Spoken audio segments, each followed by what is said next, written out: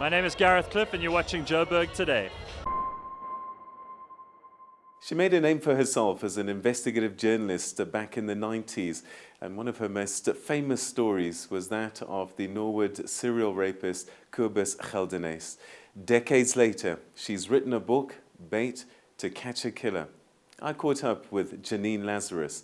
I'm Peter Ndoro, and this is For the Record.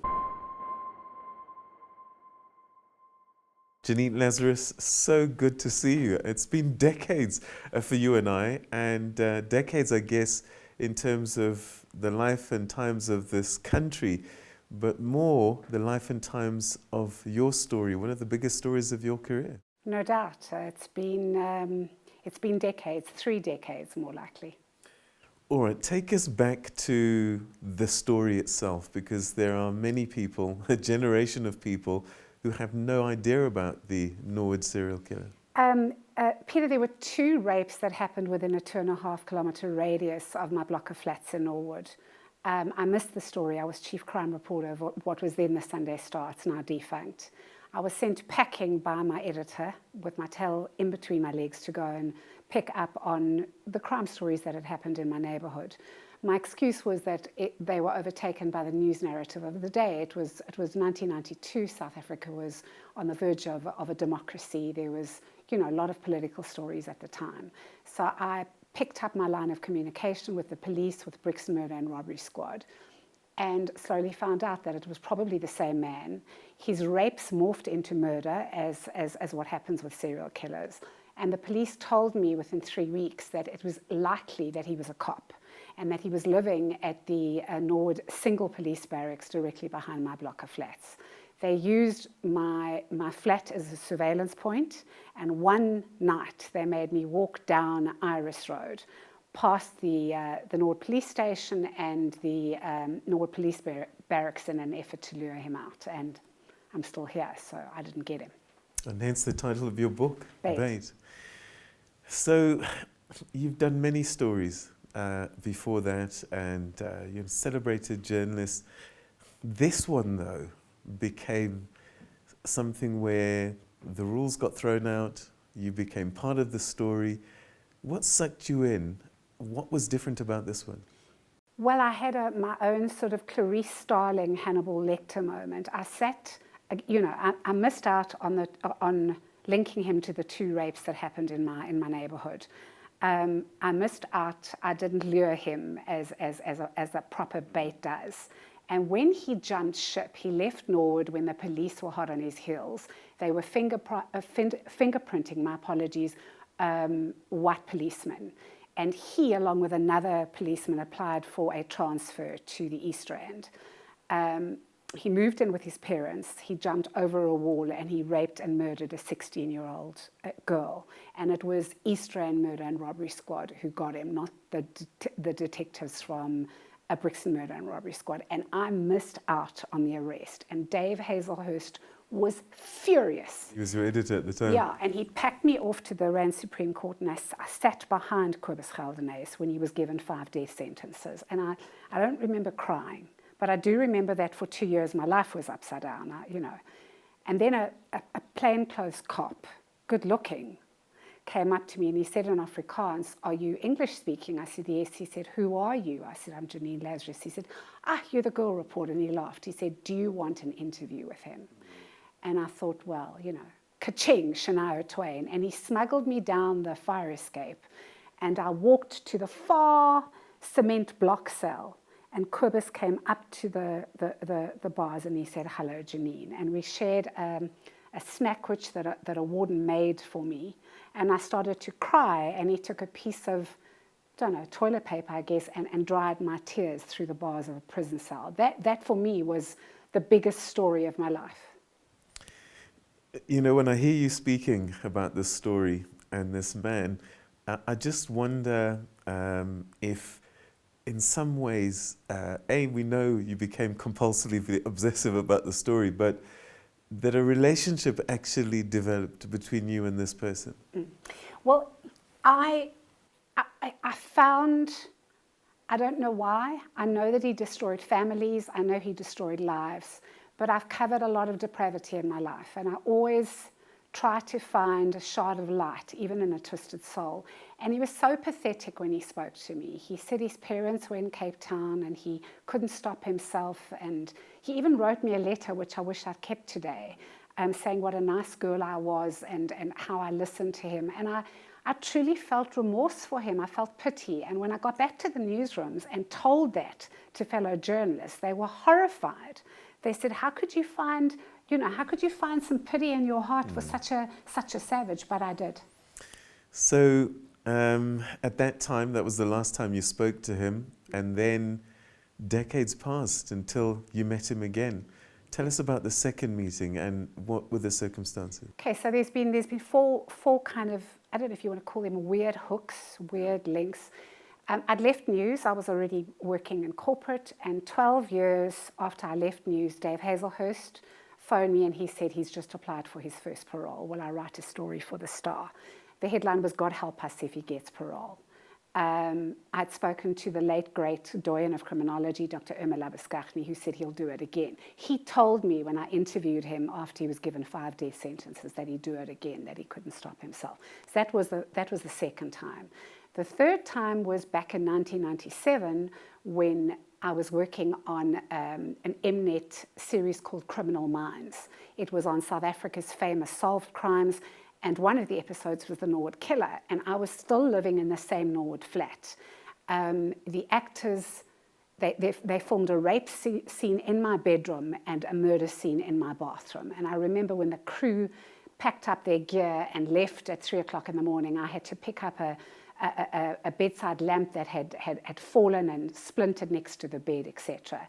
The fourth time was in October last year, where I decided I was going to go and see him. I heard that he'd applied for his fourth parole, and I just decided to pitch up. And I was the first group of visitors that were allowed into correctional services after a hard lockdown. And he saw me and he said, hello, Janine. How was that for you? The first meeting was horrendous, Peter. I cried away the weekend. It brought up terrible feelings. I was incredibly emotional. I don't know what I thought I'd see. He was like a wind-up, talking man, but he was empty. I describe him as a cardboard cutout. No soul. No, and he was giving me monosyllabic answers, and the answers one would expect from a serial killer. You know, I've found God and I'm a changed man, and I just wanted to run away. So what did that do for you? Because this is a story, it had drama when it started, it had drama at various points over time, and in many ways a story that just won't be at peace with you. No. I decided I still had to find a shard of light, so I went back a second time, and I went back a third time. The second time I found something. He opened up to me. He had longer conversations. His stream of conversation isn't exactly logical. He changes topics all the time, but he gave me an insight into himself, and he seemed really pleased to see me. I was later told by a clinical psychologist who's worked with me over the years with all the depravity I've covered, that he was playing me, and I didn't see it. And the third time I saw him for what he really was. So he never changed over time. He just played the same game over and over again. He's quite basic in terms of his English language. He's basic in terms of, he's just a basic guy. But I was told by a warden outside the prison that he's extremely manipulative, and that he was manipulating me. He was playing me. So how hard then was it to write the book? Because this is a story that conjured up many emotions for you, and perhaps still unresolved in many ways on different layers. It was like giving birth. I haven't given birth, but this was as close to blood, sweat and tears as there ever was. I relived a lot of the stuff. I spent hours crying. I revisited all the things that I'd buried, and I also, in my book, deal with a lot of the grisliest crime stories that I've ever covered. So a lot of this, I guess, I don't know if it was a catharsis, but there's a certain sense of relief. You know, I've put a ribbon around the box and I've put it into the back of my mind. Why do you think it took so long to write the book? Because most people would have written it 5 minutes after he went to jail and there would have been sequels. Because I never thought that I was clever enough to write a book, Peter, and also because we were in lockdown and, you know, that was a good opportunity. And because every time I facilitate workshops and I talk about him, I facilitate workshops on writing skills, etc., narrative. Every one of my delegates has always said, this is a book you've got to write. And I have 2 girlfriends who've been nagging me for about 20 years. So I decided, okay, I'll write it. And it was the hardest thing that I have ever done. What will we get out of the book, do you think? It's way more than a memoir. It's part thriller. It's set in 1992 South Africa. South Africa was on the verge of massive transition, massive democratic change. It's about the Bang Bang Club, the photographers that died when they were working in the newsrooms of old. It's about the cut and thrust of hot metal and printing presses. It's about a South Africa that was. There was no internet, there was no social media, there were no cell phones. It was foot in the door journalism. And I had my big toe on my right foot broken 3 times. It was real foot in the door journalism. And you talk about ethics and lines being crossed. Tell us as much as you can without giving away too much, because we want people to read the book. But it was a different time, wasn't it? I mean, you and I have seen journalism change over time. Talk to us about the ethics and the kinds of journalism that was playing out at the time. Well, the book, in fact, centers on ethics. It centers on the ethics of an editor who put his journalist in the line of fire. It centers on questionable police ethics about using a journalist as bait and staying in her flat. And it centers on my ethics, or my questionable ethics, about becoming part of the story. And that's, I mean, the basic tenet of news reporting. You stay out of the story. But I knew, Peter, this was my one shot. This was going to be the biggest story. And I'm very tenacious even now, and I never let go. What was it about him, though? Well, he was a cop raping and killing in my neighborhood. You know, I had carte blanche. I was the closest to the story. And I mean, I knew the woman. I used to teach aerobics classes at the shop at Image. So it could have been you. It could have been me. And questions have been asked, you know, when police stayed in my flat, how did I know that one of them wasn't the killer? I didn't. Was I scared? Maybe, but the single driving factor, Peter, was to get the story.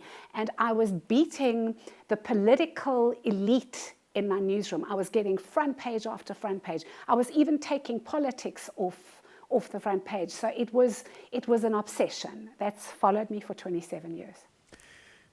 Do you think that the Janine of now, if you were able to go back then, you would have done it exactly the same way? Absolutely. Absolutely. Wow.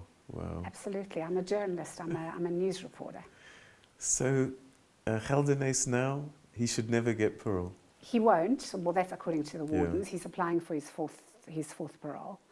The wardens say he won't. So he'll probably spend the rest of his life behind bars. He seems to have kind of got comfortable. Are you now comfortable with the story? Now that you've written the book, you've had to dig deep and perhaps even go to places that you didn't even go at that time? What the book did, Peter, is it made me feel very exposed, because I deal with a few of my meltdowns in the book over a course of time. I mean, I've covered a lot of violence. I've put him to bed, I think, but there's another crime story that I was front and center on that is playing on the fringes of my mind. I just don't think I have the energy right now to write it. But it's another one of the great South African stories that has remained unsolved. The state of journalism now? I don't think it's great. I think social media and the internet have opened up a lot of avenues for journalism or journalists. But I think that traditional gonzo long form journalism is gone. The journalism where you get up off your backside and you interview people the same way you're interviewing me, where if you were sitting on your behind your desk on a Tuesday for a Sunday newspaper, the editor would come and strip pieces off you, saying, why weren't you out on the streets doing, finding stories. I think that's gone. I think there's a lot wrong with fact checking. I think journalists become celebrities, and I don't think they are. And I think that so many stories are run because somebody posted something on a social platform. They're not verified, they're not checked. It's kind of what's trending. And that's not the way news was before.